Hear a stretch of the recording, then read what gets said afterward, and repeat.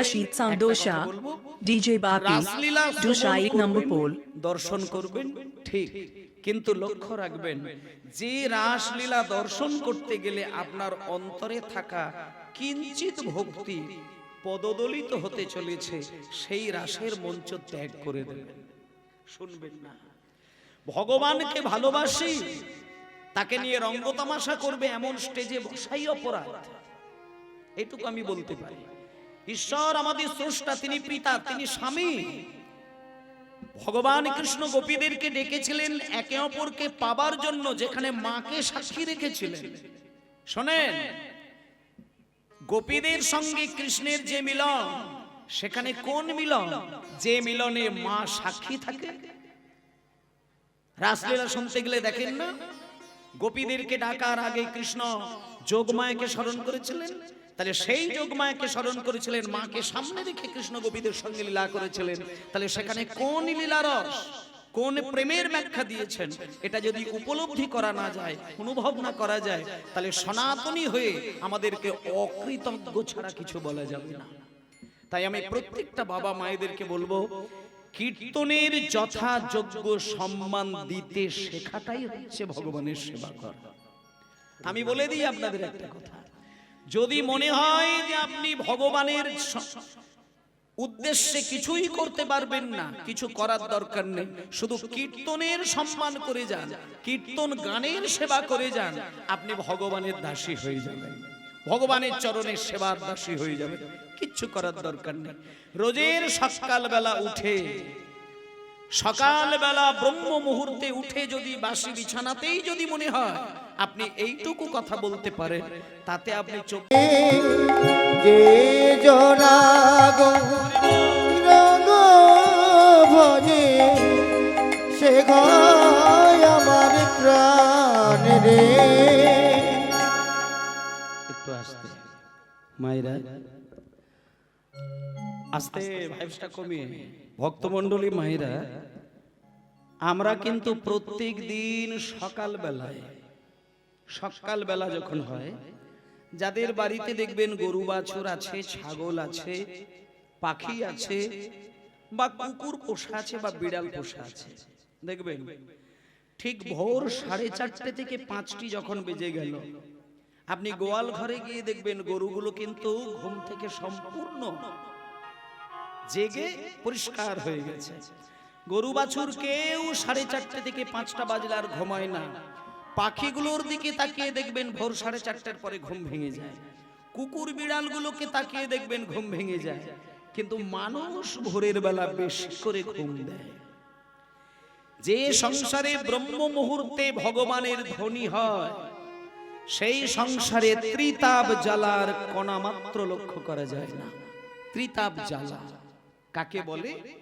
এখানে প্রত্যেকটি মানুষ ত্রিতাপ জ্বালা যে কোনো জ্বালার মধ্যে কিন্তু আছেই আছে, এটা গ্যারেন্টি দিয়ে বলা যেতে পারে। আধি ভৌতিক, আধি দৈবিক, আধি আধ্যাত্মিক, এটাকে বলছে ত্রিতাপ জ্বালা। প্রত্যেকটা মানুষ 3 রকমের জ্বালার সঙ্গে যুক্ত হয়ে থাকে, আর ত্রিতাপ জ্বালা থেকে সম্পূর্ণ মুক্তি লাভ করা একমাত্র কৌশল ব্রহ্ম মুহূর্তে তোমাকে ভগবানের নাম অমৃতের মধ্যে মাখামাখি হয়ে থাকা। যে ব্রহ্ম মুহূর্তে ভগবানের নাম অমৃত আস্বাদন করেন, তার ত্রিতাপ জ্বালা কোনোদিন হতে পারে না। ওমা, আপনার জন্ম দেওয়া সন্তানটি আপনার অবাধ্য হয়ে যাচ্ছে, এটাও কিন্তু এক ধরনের ত্রিতাপ জ্বালারই মধ্যে পড়ে। আপনার স্বামী আগে কথা শুনতো, এখন যেন কথা শুনতে চায় না। এই যে স্বামীর কথা না শোনা, স্বামী স্ত্রীর কথা না শোনা, সংসারের মধ্যে একে অপরের সঙ্গে একটা ঠান্ডা গরম লড়াই তৈরি হওয়া, এই প্রত্যেকটি কিন্তু একটা ত্রিতাপ জ্বালারই মধ্যে পড়ে থাকে। কিন্তু যে ফ্যামিলির মধ্যে ঠাকুর ঘর নাই থাকুক না কেন, শুধু ব্রহ্ম মুহূর্তে ভগবানের নামটা চলে, সেই বাড়িতে ত্রিতাপ জ্বালা বাইরে দিয়ে ঘোরাফেরা করবে, কিন্তু সংসারের মধ্যে ঢুকতে পারে না। কারণ এই সৌরজগতের মধ্যে থাকা আমাদের পৃথিবীর মধ্যে থাকা মানুষ, সেই মানুষের সঙ্গে 9টা গ্রহের একটা কিন্তু সম্পর্ক তৈরি হয়। সেখানে তোমার ভাবনা তোমার চিন্তা করা, তোমার চলাফেরা, এর সঙ্গেই তোমার উত্থান আর পতন ঘটে। তুমি প্রত্যেকদিন সকালবেলা সূর্য দেবতাকে দেখার পূর্বক্ষণে যে চিন্তা দিয়ে তুমি সূর্য দেবতাকে দর্শন করলে, সেই অনুসারে তোমার 24টা ঘন্টা কাটবে। তাই মুনি ঋষিগণ বলেছেন, একমাত্র তুমি সারাটা দিনও যদি ভগবানের নাম গান না করতে পারো, ব্রহ্ম মুহূর্তে অন্তত ভগবানের নামের সঙ্গে একটু ধ্যান দাও, দেখবে তোমার 24টা ঘন্টা তোমার পরিশুদ্ধ থাকবে। যেটা আগেকার দিনে এককালে আমার ঠাকুরমারা বলতেন, সকালে উঠিয়া আমি মনে মনে বলি সারাদিন যেন আমি ভালো হয়ে চলি। মানে এটাও কিন্তু একাধারে মহামন্ত্রেরই মতন, মানে আমি ভালো হয়ে চলবো এই আকাঙ্ক্ষা নিয়ে যখন সকাল শুরু করব, তাহলে আমি খারাপ চিন্তা করতে পারবোই না। কারণ আমার মন যেদিকে ছুটতে তৈরি হয়েছে, মন সেদিকেই ধাবিত হবে। তাই সকালবেলা আমার চিন্তাটা যেটা হয়েছে, সেই চিন্তাতেই আমি দিন কাটাবো।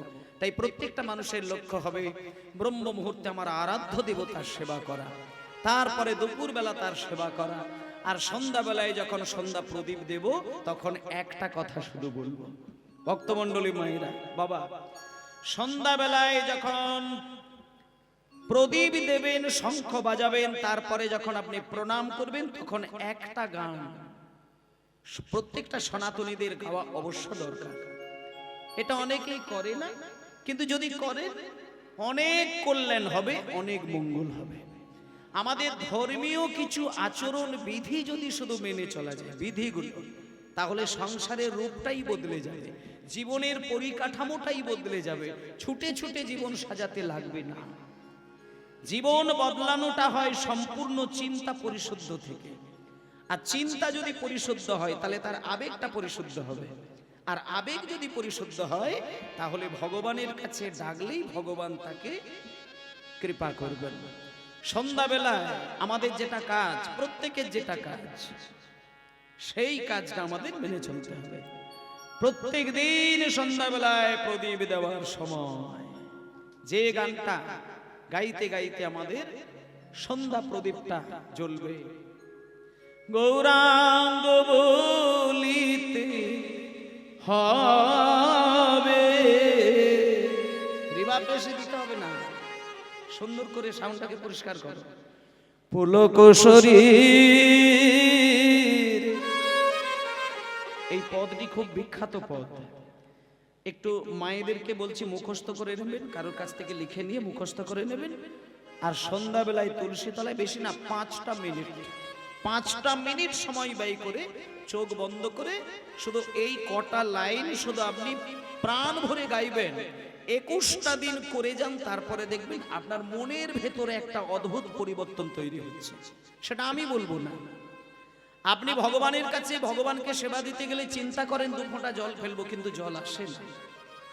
কিন্তু এই গানটা আপনি 21টা দিন করুন, তারপরে ভগবানকে ডাকতে গেলে দেখুন যে আপনার শরীরের মধ্যে পুলক জাগে কিনা, গৌর বলতে গেলে নয়ন ভেজে কিনা, গৌর বলে ডাকতে গেলে হৃদয় সিক্ত হয় কিনা, আপনি চিন্তা করবেন। সারা জীবন যেটা করার দরকার, গৌরাঙ্গ বলিতে হবে পুলক শরীর,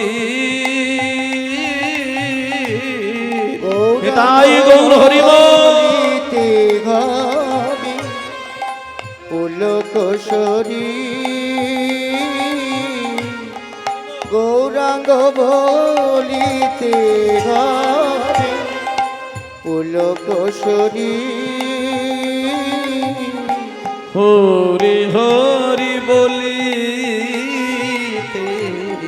নয়নে ববে নীর, হরি হরি বলিতে নয়নে বগে নীর, বলি আর কাবে নিতাই চাঁদ করুণা করিবে, আর কবে নিতাই চাঁদ করুণা করিবে,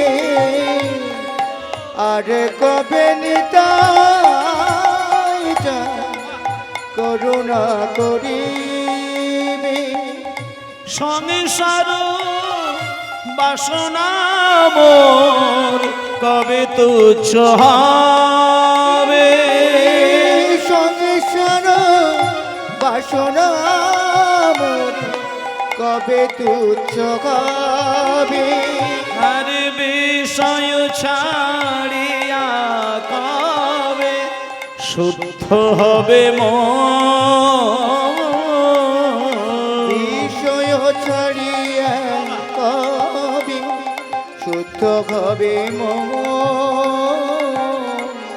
কবে হাম হেরি বসে মধুর বৃন্দাবন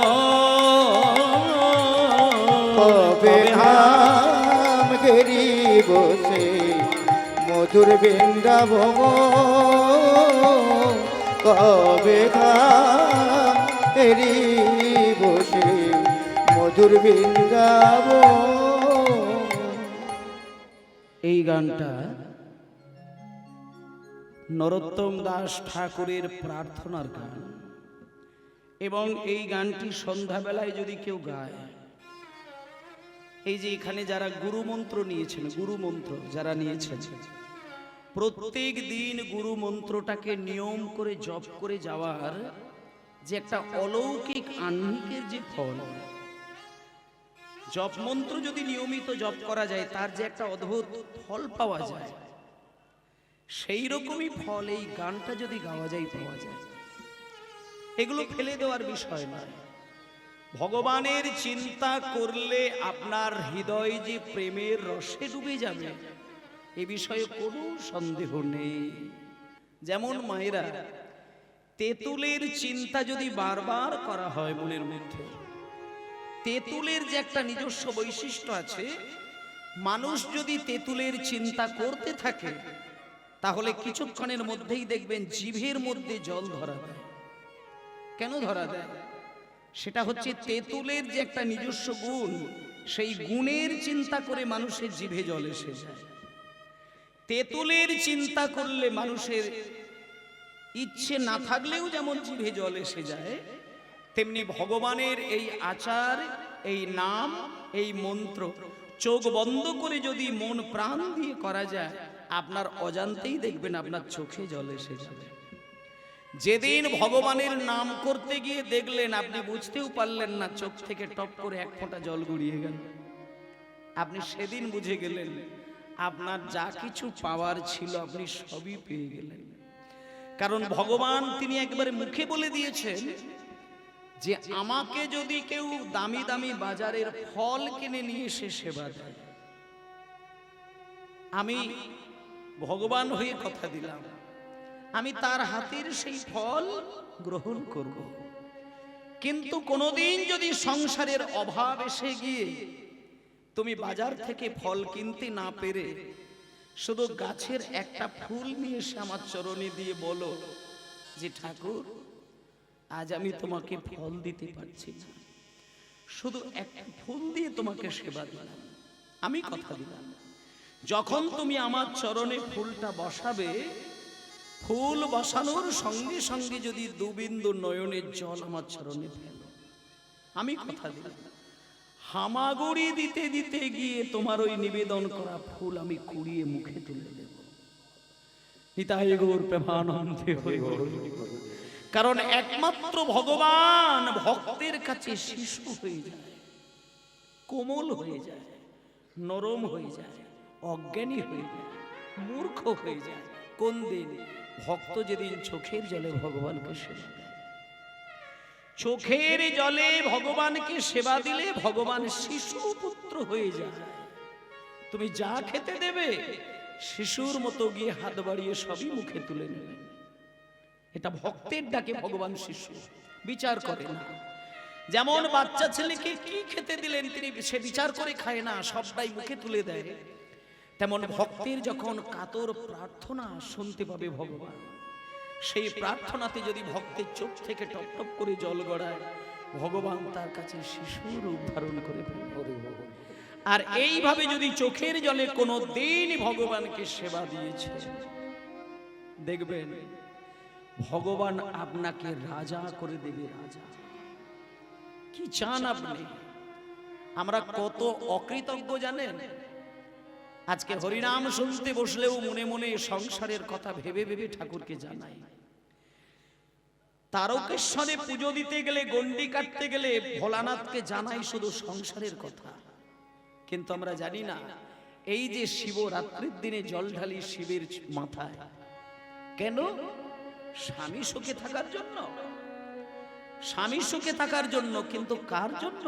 শোনেন, শিব হচ্ছে বৈরাগ্য কাকে বলে সেটা শেখানোর জন্য।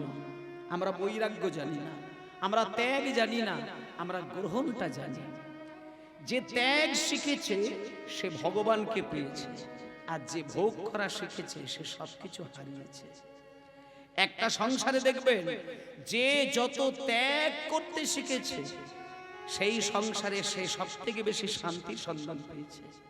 কিন্তু যে ব্যক্তি ত্যাগ জানে না, সদাই ভোগের চিন্তা করে আর যুক্তি তর্ক করে, সংসারে এমন কোনো মানুষ নেই তাকে ভালোবাসা দিয়ে ভরিয়ে রাখে। যার যুক্তি তর্ক আছে, যার ভোগ আছে, সে মানুষের কাছ থেকে ভালোবাসা পায় না। আর যার ত্যাগ আছে, যার বৈরাগ্য আছে, সে ভালোবাসার সাগরে ডুব দেয়। তাই ভক্তমণ্ডলী ভাইরা, এই শিবের চরণে জল ঢাললে কি পাওয়া যায়? শোনেন, শিব হচ্ছে সর্বত্যাগী বৈষ্ণব। একটা বৈষ্ণবের গলায় তুলসী মালা থাকে, শিবের গলায় তুলসী মালা পর্যন্ত নেই। বৈষ্ণব হতে গেলে সাদা ধুতি পরতে হয়, কিন্তু শিব ধুতি পর্যন্ত পরে না। বৈষ্ণব হতে গেলে তিলক সেবা করতে হয়, শিব তিলক সেবাটুকু করে না, চন্দন পর্যন্ত গায়ে মাখে না, ছাই মেখে বসে থাকেন। কেন? তার কারণ তিনি আভরণে বৈষ্ণব হতে চান না, তিনি আচরণে বৈষ্ণব হতে চান। নিতাই গৌর প্রেমানন্দে করে বল। যার আচরণ বৈষ্ণবের মতো, যার আচরণ পরিশুদ্ধ, সে জগৎপতিকে পেয়ে যায়। এই যে শিবের মাথায় জল ঢাললে পতি পায়, স্বামী পায়। কোন স্বামী? দেহ স্বামীর কথা বলে না। কেউ যদি বলে থাকে তুমি শিবের মাথায় জল ঢালো তোমার স্বামী খুশি হবে, তার মানে ওই তোমার দেহপতির কথা বলে না। প্রত্যেকটা মানুষের, প্রত্যেকটি নারীর জীবনে দুটো করে স্বামী আছে। একটা হলো তার দেহপতি, আর একজন হলো গোলক অধিপতি। একমাত্র তোমার দেহপতি তোমাকে প্রাণ ভরে ভালোবাসা দিতে পারবে সেদিন, যেদিন তুমি গোলক অধিপতিকে হৃদয় মাঝে আগলে ধরে রাখতে পারবে। কারণ মা লক্ষ্মী কোথাও থাকে না, একটা জায়গায় থাকে, যেখানে বিষ্ণুর চরণ বসানো থাকে। সত্য যুগে নারায়ণের চরণ ধরেছিল, সেই চরণ কলিযুগে এসে গেল, মাঝখানে দুটো যুগ পেরিয়ে গেল। মা লক্ষ্মী কোনক্ষণে চরণ থেকে হাতটা কিন্তু সরায় না। লক্ষ্মী সদাই চঞ্চল, একটা জায়গায় মা লক্ষ্মী চঞ্চল নয়। সেটা কোথায়? যেখানে বিষ্ণুর চরণ থাকে, যেখানে কৃষ্ণের চরণ থাকে, যেখানে রামচন্দ্রের চরণ থাকে, যেখানে আমার চৈতন্যের চরণ থাকে, সেখান থেকে মা লক্ষ্মী সরে না। তাই ভক্তমণ্ডলী মায়েরা, একমাত্র তুমি শিবের মাথায় জল ঢাললে তুমি সেই স্বামীকেই খুশি করবে, যে জগৎ স্বামীর চরণ বসানো থাকলে তবে তোমার ঘরে মা লক্ষ্মী সন্তুষ্ট থাকবে। আর মা লক্ষ্মী সন্তুষ্ট থাকলে তবেই তুমি তোমার সংসারের দেহপতির ভালোবাসা পাবে, নচেত পাবে না। তুমি সংসারে স্বামীর ভালোবাসা তখনই পাবে যে সংসারে সচ্ছলতা থাকবে, অর্থের সচ্ছলতা থাকবে। আর অর্থের সচ্ছলতা আসে একজনের কৃপায়, সেটা হচ্ছে মা লক্ষ্মীর কৃপায়। আর মা লক্ষ্মী সেখানেই থাকে যেখানে কৃষ্ণের চরণ সেবা চলে, তার বাইরে থাকে না। আর কৃষ্ণের চরণ সেবা সেখানেই হয় যেখানে বিশ্ব ব্রহ্মাণ্ডের সর্বত্যাগী পরম বৈষ্ণবের কৃপা বর্ষিত হয়। সর্বত্যাগী পরম বৈষ্ণব হলেন দেবাদিদেব মহাদেব। তাই শিবরাত্রির দিনে মহাদেবের চরণে জল ঢালা মানে তুমি ভাববে না যে তোমার বাড়িতে যে স্বামী দেহপতি তার সেবা করা, না, ওটা নয়, জগৎপতিকে খুশি করা। অষ্টমীর অঞ্জলি দিতে গেলে কিন্তু আমরা সেই কথাই বলি, সেই কথাই বলি।